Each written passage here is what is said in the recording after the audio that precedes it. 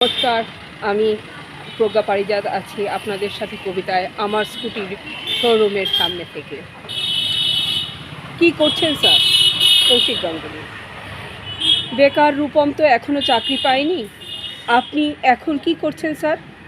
সেই মহান শিক্ষক তো বাধ্য হয়ে ঘুষের নেওয়ার ফলে আত্মহত্যা করেছিলেন। ঘুষখোরেরা তো এখন শিক্ষা ব্যবস্থার শ্মশান যাত্রার ব্যবস্থা করেছে। এখন শাসকের স্তুতিগান কি গাওয়া যায় প্রতিবাদী কবি? সেই সাধারণ মেয়েটার কথা মনে পড়ে, যার জীবন বারবার আপনার লেখায় গর্জে উঠেছিল। সে ধর্ষিতা হয়ে খুন হয়েছে, তার কথা আপনি কি ভুলে গেছেন স্যার? ন্যায় কিংবা অন্যায়, সুবিধা কিংবা ধান্দাবাজি, ব্রেড কিংবা পোড়া রুটি, গরম হাওয়া অথবা ঠান্ডা ঘর, সরকারি কমিটি, গাড়ি ভাতা, ফ্ল্যাট ভাড়া, সব কিছু যেন গুলিয়ে যায়।